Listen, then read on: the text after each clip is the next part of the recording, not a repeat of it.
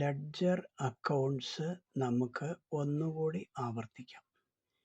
ഒരു ലെഡ്ജറിൻ്റെ മോഡലാണ് ഇത്. അതായത് ജനറൽ ലെഡ്ജറിലെ ലെഡ്ജർ അക്കൗണ്ടിൻ്റെ മോഡലാണിത്. ഇതിൽ എങ്ങനെയാണ് ഇത് വരയ്ക്കുന്നതെന്ന് നോക്കാം. ഇടതുവശത്ത് നിന്നും വലതുവശത്തേക്ക് മുകളിലായിട്ട് ഒരു ലൈൻ ഇടുക. അടുത്തതായിട്ട് കുറച്ച് സ്പേസ് ഇട്ടിട്ട് 2 ലൈൻ ഇതുപോലെ അടുപ്പിച്ച് വരയ്ക്കുക. ഇനി അതിൻ്റെ സെൻറ്റർ ഈക്വലായിട്ട് തിരിക്കുക. ഈക്വലായിട്ട് 2 സൈഡും ഒരുപോലെ സെൻറ്ററിൽ ഒരു വര വരയ്ക്കുക. ഇനി അതിൻ്റെ ഏറ്റവും ഇടത് സൈഡിലായിട്ട് ഒരു ലൈൻ വരയ്ക്കുക. ഇനി കുറേ സ്പേസ് ഇട്ടിട്ട് അടുത്ത ഒരു കോളം വരയ്ക്കുക. വീണ്ടും ഒരു കോളം വരയ്ക്കുക. ഇനി വലത് സൈഡിലായിട്ട് ഡേറ്റ് കോളം. ഇനി അടുത്ത ഇതുപോലെ ഒരു വലിയ column, particulars column, journal folio, amount. ഇനി ഇതെങ്ങനെയാണ് പൂരിപ്പിക്കുന്നതെന്ന് നോക്കാം. ഈ സെൻറ്ററിൽ നിന്ന് ഇടതു ഭാഗത്തേക്കുള്ള സ്ഥലത്തിന് നമ്മൾ ഡെബിറ്റ് സൈഡ് എന്ന് പറയുന്നു. ലെഫ്റ്റ് ഹാൻഡ് സൈഡ് അല്ലെങ്കിൽ ഡെബിറ്റ് സൈഡ് എന്ന് പറയുന്നത് അതിനെ സൂചിപ്പിക്കുന്നതാണ് DR. ഈ സെൻറ്ററിൽ നിന്നും വലതു ഭാഗത്തേക്കുള്ള ഭാഗത്തിന് നമ്മൾ റൈറ്റ് ഹാൻഡ് സൈഡ് അല്ലെങ്കിൽ വലത് സൈഡ് അല്ലെങ്കിൽ ക്രെഡിറ്റ് സൈഡ് എന്ന് വിളിക്കുന്നു. ഇവിടെ CR എന്ന് ചേർത്തിരിക്കുന്നു. ഇനി സെൻറ്ററിൽ നിന്ന് ഇടതോട്ടുള്ള കോളംസ് എങ്ങനെയാണ് പൂരിപ്പിക്കുന്നത് നോക്കാം. ആദ്യത്തെ column date column, particulars column, journal folio എന്നാണ്, JF എന്നാണ് ഇവിടെ ഇട്ടിരിക്കുന്നത്. അതിന് ജേർണൽ ഫോളിയോ കോളം എന്ന് വിളിക്കുന്നു. Amount column. ഇനി ക്രെഡിറ്റ് സൈഡിൽ റൈറ്റ് സൈഡിൽ date column, particulars column, journal folio column, amount column. ഇങ്ങനെയാണ് ലെഡ്ജറിലുള്ള അക്കൗണ്ടുകൾ വരയ്ക്കുന്നത്. ഇതിനെ നമ്മൾ ലെഡ്ജർ അക്കൗണ്ട്സ് എന്ന് വിളിക്കുന്നു. അപ്പം ജേർണൽ വരയ്ക്കുന്നത് എങ്ങനെയാണ് നമ്മൾ പഠിച്ചു. ജേർണലിലെ ഡെബിറ്റ് കോളവും ക്രെഡിറ്റ് കോളവും ഏറ്റവും റൈറ്റ് സൈഡിലായിരിക്കും. ഇനി ലെഡ്ജറിൽ ഇങ്ങനെ 2 കോളവും ഡെബിറ്റ് സൈഡ് ഒരു വശത്തും ക്രെഡിറ്റ് സൈഡ് മറുവശത്തുമായിട്ട് വരയ്ക്കുന്നു. ഇത്രയും മനസ്സിലായി കാണുമെന്ന് വിശ്വസിക്കുന്നു. ഇങ്ങനെയാണ് ഒരു അക്കൗണ്ട് വരയ്ക്കുന്നത്. ഇങ്ങനെ ലെഡ്ജറിൽ നമ്മൾ എഴുതി വച്ചിരിക്കുന്ന ജേർണൽ എൻട്രി, ജേർണലിലാണ് ഡബിൾ എൻട്രി, ഒരു ഡെബിറ്റ് ഒരു ക്രെഡിറ്റും കൂടി നമ്മൾ എഴുതിയിട്ടുണ്ട്. അത് ജേർണലിൽ നിന്ന് നമ്മൾ ലെഡ്ജറിൽ ഇതുപോലെ വരച്ചിരിക്കുന്ന അക്കൗണ്ടിലേക്ക് ട്രാൻസ്ഫർ ചെയ്യണം. അപ്പോൾ അതാണ്. അപ്പോൾ ഈ അക്കൗണ്ടിൻ്റെ മോഡൽ നിങ്ങൾ നേരത്തെ പഠിച്ചിട്ടുണ്ടല്ലോ. അപ്പോൾ അത് ഒന്നുകൂടി ആവർത്തിച്ച് പറയുന്നു എന്ന് മാത്രമേ ഉള്ളൂ. ഇനിയും അടുത്ത സ്റ്റെപ്പ് നിങ്ങൾക്ക് കാണാം. Okay, thank you. ഇനി അടുത്തതായി ഈ ലെഡ്ജറിലുള്ള അക്കൗണ്ടുകളിലേക്ക് നമ്മൾ എങ്ങനെയാണ് ട്രാൻസ്ഫർ ചെയ്യുന്നതെന്ന് നോക്കാം. ജേർണലിൽ നമ്മൾ ആദ്യത്തെ entry cash account debtor to S capital account എന്നാണ്. അപ്പോൾ ഇവിടെ നമുക്ക് ലെഡ്ജറിൽ 2 അക്കൗണ്ട് വേണം. ഒന്ന് ക്യാഷ് അക്കൗണ്ട്, ഇനി ഇത് ക്യാപിറ്റൽ അക്കൗണ്ട്. 2 അക്കൗണ്ട് നമ്മൾ വരച്ചു കഴിഞ്ഞു. 2 അക്കൗണ്ട് വരച്ചു കഴിഞ്ഞിട്ട് നമ്മൾ ചെയ്യുന്നത് ക്യാഷ് അക്കൗണ്ടിൻ്റെ ഡെബിറ്റ് സൈഡിൽ എഴുതി വെക്കണം എന്ന് ഇപ്പം to S capital account 5 lakhs എന്ന് എഴുതുക. ഇനി എയുടെ ക്യാപിറ്റൽ അക്കൗണ്ടിൽ ബൈ ക്യാഷ് അക്കൗണ്ട് 5 lakhs എന്ന് എഴുതുക. അപ്പോൾ ഒരു എയുടെ ക്യാപിറ്റൽ അക്കൗണ്ടിൽ ക്രെഡിറ്റ് ഐറ്റം വന്നു, ക്യാഷ് അക്കൗണ്ടിൽ പിന്നെ ഡെബിറ്റ് ഐറ്റം വന്നു. അപ്പോൾ ഒരു ഡെബിറ്റും ക്രെഡിറ്റും തുല്യമായിട്ട് വന്നു. അപ്പോൾ ക്യാഷ് അക്കൗണ്ട് ഡെബിറ്റ് ചെയ്തു, എസ് ക്യാപിറ്റൽ അക്കൗണ്ട് ക്രെഡിറ്റ് ചെയ്തു. ഒന്നാമത്തെ എൻട്രി തീർന്നു. ഇനി രണ്ടാമത് നമ്മൾ എഴുതി വച്ചിരിക്കുന്നത് ബാങ്കിലേക്ക് 4 ലക്ഷം രൂപ നമ്മൾ ഡിപ്പോസിറ്റ് ചെയ്തെന്നാണ്. അപ്പോൾ അവിടുത്തെ രണ്ടാമത്തെ എൻട്രി എന്താണ്? Bank account debtor to cash account എന്നാണ്. അപ്പോൾ ബാങ്ക് അക്കൗണ്ടിൻ്റെ ഡെബിറ്റ് സൈഡിൽ ടു ക്യാഷ് അക്കൗണ്ട് 4 lakhs എന്ന് എഴുതി.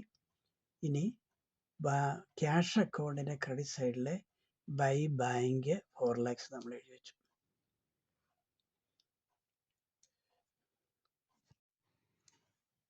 ഇനി അടുത്ത ഐറ്റം നമ്മൾ ബിൽഡിംഗ് അഡ്വാൻസ് കൊടുത്തു. ബിൽഡിംഗ് അഡ്വാൻസ് കൊടുത്തപ്പം നമ്മളിവിടെ ഒരു അക്കൗണ്ട് ഓപ്പൺ ചെയ്തു. ബിൽഡിംഗ് അഡ്വാൻസ് ഡെബിറ്റ് ചെയ്യണം. അതായത് 10,000 രൂപ ബിൽഡിംഗ് അഡ്വാൻസ് കൊടുത്തു കഴിഞ്ഞപ്പം ടു ക്യാഷ് അക്കൗണ്ട് 10,000 എന്ന് ബിൽഡിംഗ് അഡ്വാൻസ് അക്കൗണ്ടിൻ്റെ ഡെബിറ്റ് സൈഡിൽ എഴുതി വെച്ചു. ഇനി ക്യാഷ് അക്കൗണ്ടിൻ്റെ ക്രെഡിറ്റ് സൈഡിൽ നമ്മൾ എഴുതി വെച്ചു ബൈ ബിൽഡിംഗ് അഡ്വാൻസ് 10,000 എന്ന് എഴുതി വെച്ചു. 5 എൻട്രി പൂർത്തീകരിച്ചു. ഇനി അടുത്തത് മൂന്നാമത്തെ എൻട്രി നമ്മൾ ഓഫീസ് ഫർണിച്ചർ വാങ്ങി എന്നാണ്. നമ്മൾ എൻട്രി എഴുതി വെച്ചത് office furniture account debtor to cash account എന്നാണ്. അപ്പോൾ അടുത്ത ഒരു അക്കൗണ്ടിന് ഓഫീസ് ഫർണിച്ചർ എന്ന് എഴുതിയിട്ട് ടു ക്യാഷ് അക്കൗണ്ട് 5,000 എന്ന് എഴുതി വെച്ചു. ഇനി ക്യാഷ് അക്കൗണ്ടിൻ്റെ ക്രെഡിറ്റ് സൈഡിൽ ബൈ ഓഫീസ് ഫർണിച്ചർ അക്കൗണ്ട് 5,000 എന്ന് എഴുതി വെച്ചു. ഇനി അടുത്തത് കമ്പ്യൂട്ടർ വാങ്ങി 10,000 രൂപ മുടക്കി നമ്മളൊരു കമ്പ്യൂട്ടർ വാങ്ങി.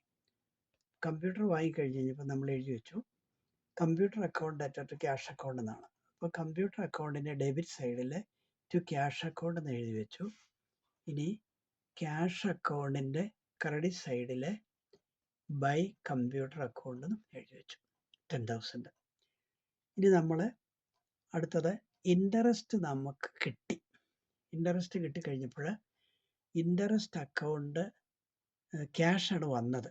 അപ്പം cash account debtor 1000 to interest account എന്ന് എഴുതി വെച്ചു. അപ്പോൾ ക്യാഷ് അക്കൗണ്ടിൻ്റെ ഡെബിറ്റ് സൈഡിൽ ടു ഇൻട്രസ്റ്റ് അക്കൗണ്ട് എന്ന് എഴുതി വെച്ചു. ഇൻട്രസ്റ്റ് അക്കൗണ്ടിൻ്റെ ക്രെഡിറ്റ് സൈഡിൽ ബൈ ക്യാഷ് അക്കൗണ്ട് എന്ന് എഴുതി വെച്ചു. ഇനി അടുത്തത് നമ്മൾ സാലറി കൊടുത്തു. സാലറി കൊടുക്കുമ്പോൾ salaries account debtor cash account എന്നാണ് എഴുതുന്നത് അല്ലേ. ഇപ്പോൾ ഒരു സാലറി അക്കൗണ്ട് നമ്മൾ ലെഡ്ജറിൽ ഓപ്പൺ ചെയ്തിട്ട് അതിൻ്റെ ഡെബിറ്റ് സൈഡിൽ ടു ക്യാഷ് അക്കൗണ്ട് 5,000 എന്ന് എഴുതി വെച്ചു. എന്നിട്ട് ക്യാഷ് അക്കൗണ്ടിൻ്റെ ക്രെഡിറ്റ് സൈഡിൽ ബൈ സാലറീസ് 5,000 എന്ന് എഴുതി വെച്ചു. ഇനി അടുത്തത് ഡ്രോ ചെയ്തു. ഡ്രോ ചെയ്ത് കഴിഞ്ഞപ്പം drawings account debtor cash account എന്നാണ് എഴുതി വെച്ചിരിക്കുന്നത്. ഇപ്പോൾ ഒരു ഡ്രോയിങ്സ് അക്കൗണ്ട് ഓപ്പൺ ചെയ്തിട്ട് നമ്മൾ ടു ക്യാഷ് അക്കൗണ്ട് 10,000 എന്ന് എഴുതി വെച്ചു. ഇനി ക്യാഷ് അക്കൗണ്ടിൻ്റെ ക്രെഡിറ്റ് സൈഡിൽ ബൈ ഡ്രോയിങ്സ് അക്കൗണ്ട് എന്ന് എഴുതി വെച്ചു. ഇനി നമ്മൾ വേജസ് കൊടുത്തു. വേജസ് കൊടുത്തു കഴിഞ്ഞപ്പം to cash account wages account debtor cash account എന്നാണ്. ഇപ്പോൾ വേജസ് അക്കൗണ്ട് ഡെബിറ്റ് സൈഡിൽ ടു ക്യാഷ് അക്കൗണ്ട് എന്ന് എഴുതി വെച്ചു 500. ഇനി ക്യാഷ് അക്കൗണ്ടിൻ്റെ ക്രെഡിറ്റ് സൈഡിൽ ബൈ വേജസ് അക്കൗണ്ട് 5,000 എന്ന് എഴുതി വെച്ചു. ഇനി ഓഫീസ് റെൻറ്റ് കൊടുത്തു. ഇപ്പോൾ office rent account debtor to cash account എന്നാണ്. ഇപ്പോൾ ഓഫീസ് റെൻറ്റ് അക്കൗണ്ടിൻ്റെ ഡെബിറ്റ് സൈഡിൽ ടു ക്യാഷ് അക്കൗണ്ട് 1,000 എന്ന് എഴുതി വെച്ചു. ഇനി ക്യാഷ് അക്കൗണ്ടിൻ്റെ ക്രെഡിറ്റ് സൈഡിൽ ബൈ ഓഫീസ് റെൻറ്റ് 1,000 എന്ന് എഴുതി വെച്ചു. ഇങ്ങനെയാണ് നമ്മൾ പോസ്റ്റ് ചെയ്യുന്നത്. അപ്പോൾ ഇവിടെ ജേർണലിൽ ഒരു ഡെബിറ്റ് ആസ്പെക്റ്റും ഒരു ക്രെഡിറ്റ് ആസ്പെക്റ്റും നമ്മൾ എഴുതി വെച്ചിട്ടുണ്ട്. അത് നമ്മൾ ഓരോ ഐറ്റമായിട്ട് തിരിക്കുകയാണ് ചെയ്യുന്നത്. ലെഡ്ജറിൽ ഓരോ അക്കൗണ്ടിലേക്ക് ട്രാൻസ്ഫർ ചെയ്തു. ഇവിടെ ക്യാഷ് അക്കൗണ്ട് പോയതുകൊണ്ട് ക്യാഷ് അക്കൗണ്ട് എല്ലാം ക്രെഡിറ്റ് ചെയ്തു. ക്യാഷ് വന്നപ്പോൾ ക്യാഷ് അക്കൗണ്ട് എല്ലാം ഡെബിറ്റ് ചെയ്തു.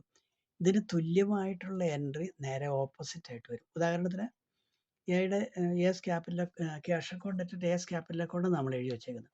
അപ്പോൾ എയുടെ ക്യാപിറ്റൽ അക്കൗണ്ട് ക്രെഡിറ്റ് ചെയ്തു, അതിന് തുല്യമായി ഡെബിറ്റ് നമ്മുടെ ക്യാഷ് അക്കൗണ്ടിൽ ഡെബിറ്റ് വന്നു. അപ്പോൾ ഇങ്ങനെയാണ് ലെഡ്ജർ അക്കൗണ്ടുകൾ പോസ്റ്റ് ചെയ്യേണ്ടത്. അപ്പോൾ ഈ കാര്യം എല്ലാവർക്കും മനസ്സിലായി കാണുമെന്ന് വിശ്വസിക്കുന്നു.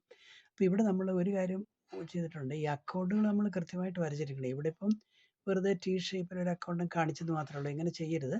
നമ്മൾ അക്കൗണ്ട് വരയ്ക്കേണ്ട മെത്തേഡ് പറഞ്ഞു തന്നിട്ടുണ്ട്. ഡേറ്റ് കോളം വേണം, പർട്ടിക്കുലേഴ്സ് കോളം വേണം, ലെഡ്ജർ ഫോളിയോ കോളം വേണം, എമൗണ്ട് വേണം. ജേർണൽ ഫോളിയോ കോളം വേണം, എമൗണ്ട് വേണം. ഇതുപോലെ രണ്ട് സൈഡിലും എല്ലാ അക്കൗണ്ടുകളും അങ്ങനെ മാത്രമേ വരയ്ക്കാവൂ. ഇതിപ്പം സിമ്പിളായിട്ടൊന്ന് കാണിച്ചു തന്നിരിക്കുന്നു എന്ന് മാത്രമേ ഉള്ളൂ. അപ്പോൾ അത് എല്ലാവരും ഓർക്കുമല്ലോ. Okay, thank you.